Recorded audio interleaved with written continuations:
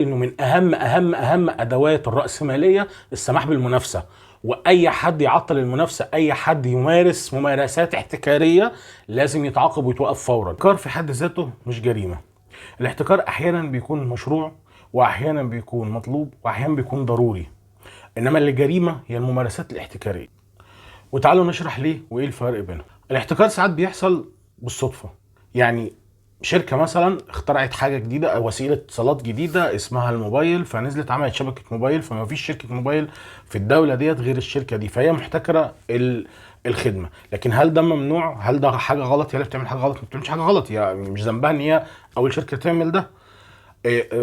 ده مشروع، ده احتكار مشروع. شركة خدت يعني خدت عقود استخراج معدن او فحم او كده من منجم معين، والمنجم ده مفيش غيره هنا في البلد ديت، والمنجم حجمه ما يستوعبش غير الشركة دي، فهي احتكرت الخدمة دي او المهنة ديت او الصناعة ديت في المكان دوت. برضه مش حاجة غلط، يعني ما عملتش حاجة غلط. ايه تاني؟ في ده كل ده احتكار مشروع. في احتكار بيكون مطلوب شويه لما نكون بنقدم خدمه على نطاق واسع. مثلا هنعمل خط سكه حديد، هنعمل مينا كبيره، هنعمل يعني مشروع كبير هيكون صعب يخش. يعني عملنا مينا كبيره في دمياط مثلا، صعب ان انت تعمل مينا كبيره كمان جنب دمياط في دمياط. يعني ما خلاص هي واحده كفايه، هي واحده بتقوم بالخدمه. وده لو افترضنا يعني ان اللي بيعمل المينا قطاع خاص وهينافس فيها. فهي دلوقتي في الشركه اللي اسمها سين احتكرت المينا اللي في دمياط او المينا اللي في السخنه او كده، هنعمل مينا تانية جنبها بتنافسها. يعني هيبقى الاتنين هيقطعوا على بعض، مش هيشتغلوا. يعني الحجم كبير جدا. يعني مترو مثلا، بنعمل مترو الانفاق، مش هنعمل خط مترو ونعمل جنبه خط مترو تاني. التالت اللي بيكون احيانا ضروره، احيانا كتير، طبعا اغلب دول العالم متفق عليه يعني على فكره انا بتكلم هنا من وجهه نظر راسماليه. يعني في الاحتكار والممارسات الاحتكاريه، المتفق عليه اغلب دول العالم احتكار قوه للدوله. فهي الدول العالم كلها هي محتكره التنظيمات العسكريه للجيوش فقط. يعني مش هنسمح انه يبقى عندنا ميليشيات او تنظيمات عسكريه جوه الدول. فالتسليح والسلاح وتكوين الميليشيات والتنظيمات العسكريه، سواء بشكل مدني زي الشرطه مثلا بالقوات اللي هو زي قوات الامن المركزي او كده، او بالشكل العسكري، ده ممنوع لاي حد يعمله. بتسمى بقى ميليشيات وبتسمى حاجات تنظيمات اجراميه. انما مسموحه للجيوش بالعكس. يعني مطلوبه ان الدول هي بس اللي تحتكر الحكايه دي. طبعا في خلاف بقى لانه الشعب يشيل سلاح او مش يشيل سلاح، دي بتتفق من دول لاخرى. لكن انا بتكلم عن التنظيمات العسكريه، لا ده بتحتكرها الدول فقط. طبعا في خدمات تانية الدول تحتكرها او بتبقى مسيطره فيها بشكل كبير جدا، زي مثلا الخدمات الصحيه، التقاضي، التعليم مثلا. انما فين بقى الجريمه؟ الجريمه الممارسات الاحتكاريه. تعال نضرب امثله بقى على الممارسات الاحتكاريه، لان الممارسات الاحتكاريه هي اللي ليها سلبيات وهي اللي بتاذي المجتمع. برضو الاحتكار في حد ذاته لو ما عليهوش رقابه وبيحصل ايه وما بيحصلش ايه، هو مع الوقت هيقتل الابداع وهيقتل الاقتصاد وهيعطل الاقتصاد. فلازم يبقى له جزء برضو منافسي. يعني طبعا ما عدا البند بتاع التسليح اللي قلنا. لكن مثلا هنتبحر في الموضوع ده بعد شويه. فتعالوا نروح للممارسات الاحتكاريه. الممارسات الاحتكاريه اللي هو مثلا عندنا مستثمر يعني لاعب في السوق الاقتصادي، بيفرض على المستثمرين مثلا، على الموردين بتوعه، والله انت بتورد لي سين وصاد، وانا انا زبون تقيل جدا، فبتورد لي في السنه قد مثلا 60% 70% من انتاجك. فرض عليك ما تديش للشركه الفلانيه. لو اديت للشركه الفلانيه اللي هي بتنافسه، لو اديت للشركه الفلانيه خامات، انا هقطع معاك. دي ممارسه احتكاريه.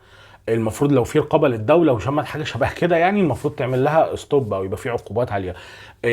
بيبقى في سعر مثلا زي التسعير اللي بنسموها اغراق، تسعير اغراقي او اغراق للسوق. ان مثلا عندي سلعه معينه انا بقدر، هي السلعه دي تكلفتها 10 قروش، فبننزلها للسوق بقرشين، وفي النص ب 12 قرش، والقرشين دولت اللي هم تكلفه النقل والبتاع والارباح وكده.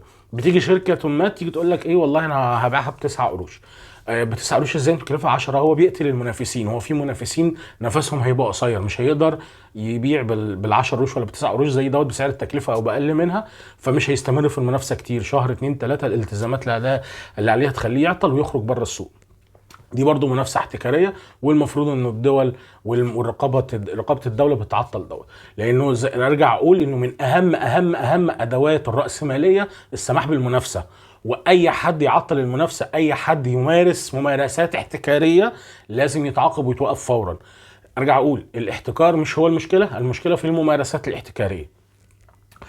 مثلا حد تاني نقول انه حد بيستغل حجمه الكبير جدا، يعني مش عاوز اقول شركه اسامي شركات عشان بس مثلا شركه بتنتج مواد غذائيه، قادره تنتج مواد غذائيه كتيره جدا وبتكسب منها كويس جدا، وبعدين دخلها منافس في السوق بينافسها في الالبان، فهي تقوم جايه في البند بتاع الالبان ده، هي بتعلي السعر شويه في بقيه الحاجات عشان تعوض تجيب ارباح بزياده، والارباح الزياده اللي جت في البنود الاخرى الاغذيه الاخرى تقوم منزلها من سعر الالبان وتبيع بسعر تنافسي اللي هو برضو بسعر التكلفه او اقل، بحيث ان هي تعطل المنافس اللي ظهر لها جديد. دي ممارسه احتكاريه ممنوعه. في ممارسه احتكاريه ممنوعه كمان انه شركه مثلا كبيره كل لما تشوف منافس جديد بيطلع هينافسها تروح تشتريه او تقفله، تروح تشتريه او تقفله.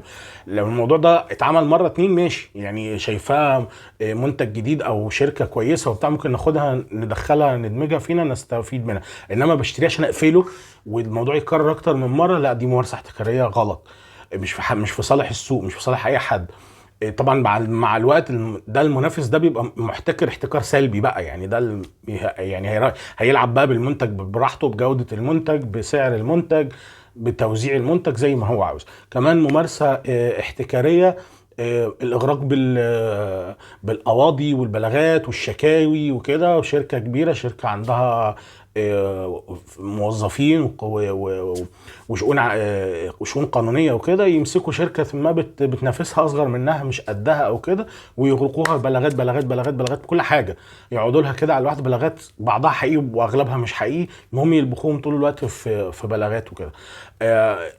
عقود مثلا، يعني يبقى عندنا حد لاعب في السوق برضو يعمل عقود احتكاريه كبيره جدا مع حد لاعب اخر كبير جدا في السوق، ويفضل يعمل ده طول الوقت، بحيث ان هو عارف منافسه ده رايح يعمل عقد مع الشركه الفلانيه، يجري يسبق يعمل عقد معاه ويكون عقد كبير وبمميزات كويسه، بحيث ان هو يعطل المنافس دوت. لو السلوك دوت دائم وطول الوقت بيتعمل بهدف ان هو يعطل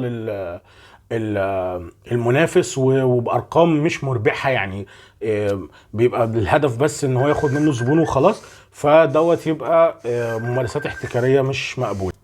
فالخلاصه يعني ان المنافسه في صالحنا كلنا، يعني انت كمواطن في المجتمع او حد مسؤول في الدوله او انت منافس في السوق، احنا المنافسه في الاخر مصلحتنا كلنا. المنافسه بتزود التطور في السلعه او في المنتج او في النشاط الاقتصادي او الخدمي او حتى الصناعي اللي احنا بنتكلم فيه، بتدي فرصه للابداع، بتدي اسعار احسن سواء من الموردين او العملاء. يعني المنافسه يعني في صالح الجميع. وفي حكاوي كتير جدا عن انه شركات كبيره جدا لما بتلاقي المنافس بتاعها بيقع هيموت، يعني بتسنده بتدعمه عشان ما يقعش، لانه المنافسه هتكون في صالحي انا كمنافس زي ما تكون في الاخر، ده لو انا عندي الوعي الكويس بالسوق وبالاقتصاد.